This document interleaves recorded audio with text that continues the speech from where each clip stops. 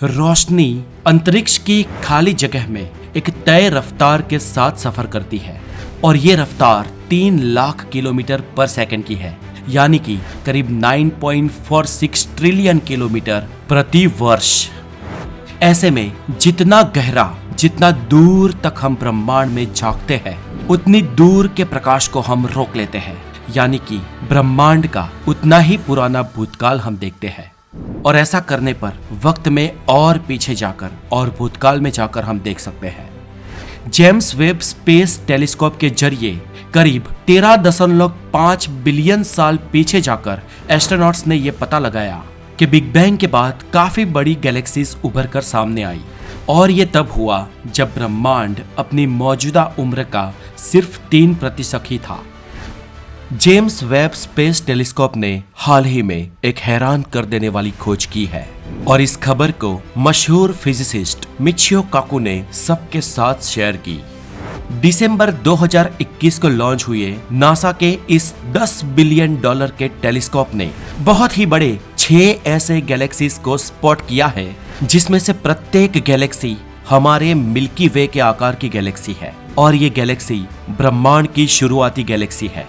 ये गैलेक्सीज लगभग 13.5 बिलियन साल पुराने लगते हैं, जो शायद बिग बैंग के 300 से 400 मिलियन साल बाद स्थापित हुए हो।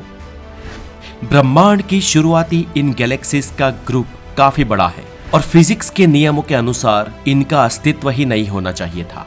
इन गैलेक्सीज को पहली बार एक चमकीले डॉट के रूप में स्पेस में देखा गया था, जो असामान्य तरीके से ब्राइट और लाल दिखाई दे रहे थे।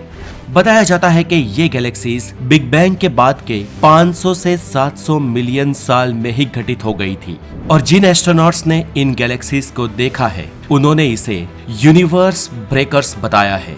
और वो इसलिए क्योंकि वाकई में अगर ये वहां पर मौजूद है तो ये खोज गैलेक्सीज के फॉर्मेशन को लेकर हमारी आज तक की समझ को कटघरे में ले आती है।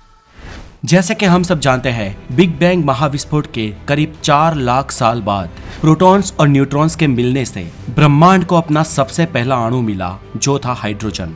ये हाइड्रोजन धीरे धीरे हीलियम में रूपांतरित होने लगे और ब्रह्मांड में ग्रेजुअली तारों का निर्माण हुआ और इन तारों को बनने में बहुत वक्त लगा और ये तारे ही मिलकर गैलेक्सीज का निर्माण करते हैं और ये भी टाइम कंज्यूमिंग है। अब वैज्ञानिकों को ये बात सता रही है कि शुरुआती ब्रह्मांड अपने आप में इतनी फास्ट गैलेक्सीज को ऑर्गेनाइजेशन करने में काबिल कैसे हुआ। थियोरेटिकली इन 6 गैलेक्सी को बनने में इतना कम वक्त नहीं लगना चाहिए था, लेकिन इससे ज्यादा लगना चाहिए था।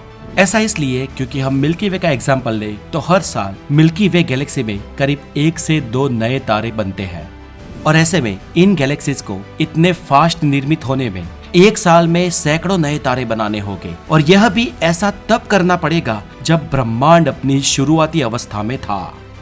ये गैलेक्सीज हमारी कॉस्मोलॉजी की सीमाओं के परे बात कर रही है। तो फिर आखिर क्या हुआ होगा? हमारी सोच और जो जेम्स वेब टेलीस्कोप ने हमें तस्वीरें दिखाई, उसका कैलकुलेशन मैच क्यों नहीं कर रहा?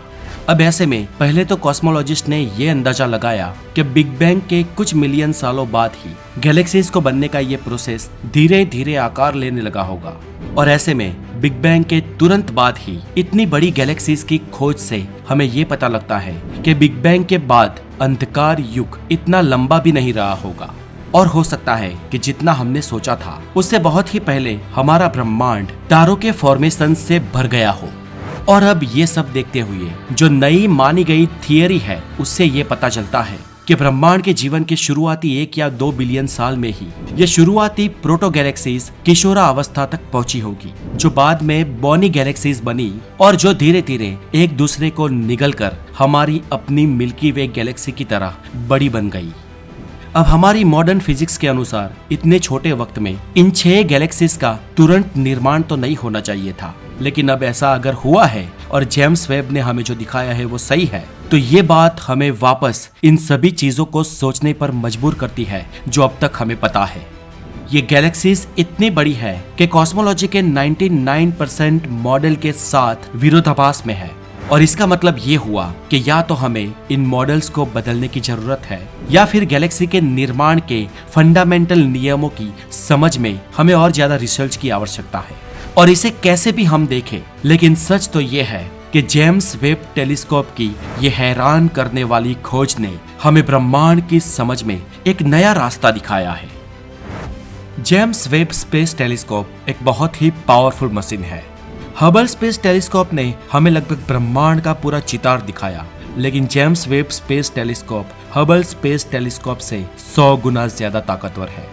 इस स्पेस ऑब्जर्वेटरी को इस तरीके से ही डिजाइन किया गया है कि वो ब्रह्मांड के शुरुआती पन्नों को धुंधली रोशनी में भी पढ़ सके। और खुशी की बात यह है कि ये स्पेस टेलीस्कोप लॉन्च होने के बाद ही अपने वादे पर खरा उतर रहा है। लेकिन ऐसा पहली बार नहीं है कि जेम्स वेब टेलीस्कोप ने हमें ब्रह्मांड की हमारी समझ पर दोबारा सोचने पर मजबूर किया हो। अभी पिछले साल ही इसने बिग बैंग थियरी को लेकर एक जबरदस्त खोज की है। बात है रोहन नायडू की। रोहन नायडू नासा में एक फिजिसिस्ट है जो इंडियन ओरिजिन भी है। रोहन नायडू अपने घर पे बैठे थे, जेम्स वेब स्पेस टेलीस्कोप की तस्वीरों पर अध्ययन कर रहे थे और उन्हें वो गैलेक्सी मिली जिसने कॉस्मोलॉजी को लगभग तोड़ दिया था। जेम्स वेब स्पेस टेलीस्कोप की शुरुआती इमेजेस ने रोहन नायडू को चौंका दिया। करीब से निरीक्षण करने पर इसने एक ऐसी वस्तु को बाहर निकाला जो बेवजह बड़े पैमाने पर थी, और ये वस्तु बिग बैंग के सिर्फ 300 मिलियन साल बाद की थी, जो पहले देखी गई किसी भी गैलेक्सी से पुरानी थी। उस समय रोहन नायडू ये जान गए थे कि ये अब तक की सबसे दूर की खोजी गई स्टारलाइट है। कुछ दिनों बाद रोहन ने कैंडिडेट गैलेक्सी पर एक पेपर पब्लिश किया जिसका नाम ग्लास Z13 था, और इसके बाद तो मानो इंटरनेट पे विस्फोट हो गया। ये खोज एस्ट्रोनॉट्स के बेतहासा सपनों से भी परे थी। यूनिवर्सिटी ऑफ कोपेनहेगन की एस्ट्रोफिजिसिस्ट शालिक मिशन ने कहा कि हम में से हर कोई घबरा रहा था। हम वैज्ञानिक वास्तव में इसकी उम्मीद नहीं कर रहे थे। जेम्स वेब स्पेस टेलीस्कोप ने दिखाई ये इमेजेस अगर सच है तो क्या इन्हें किसी तरह स्टैंडर्ड कॉस्मोलॉजी के मॉडल्स के द्वारा समझाया जा सकता है, या फिर क्या ये ब्रह्मांड के शुरुआती ऐसे संकेत थे जो ये बताते हैं कि ब्रह्मांड हमारे लिए बेहद ही अजनबी है और हमारी समझ के मुकाबले ज्यादा पेचीदा। अब आखिरकार सच क्या है ये तो भविष्य में ही पता चलेगा। लेकिन यूरोपियन अंतरिक्ष एजेंसी में JWST वैज्ञानिक मार्क ने कहा है, आप इन स्पेस ऑब्जर्वेटरी इन मशीनों का निर्माण उदाहरणों को कंफर्म करने के लिए नहीं बल्कि इन्हें तोड़ने के लिए करते हैं, भले ही आप ये नहीं जानते कि ये कैसे टूटेगा। और आखिरकार दोस्तों, वो विज्ञान ही क्या जिसमें डेवलपमेंट ना हो, जिसमें परिवर्तन ना हो। तो दोस्तों आज के लिए इतना ही। ऐसे ही स्पेस, साइंस और एस्ट्रोनॉमिक्स के वीडियो के लिए जुड़े रहे द नॉलेज के साथ। Stay tuned, have a wonderful day, take care.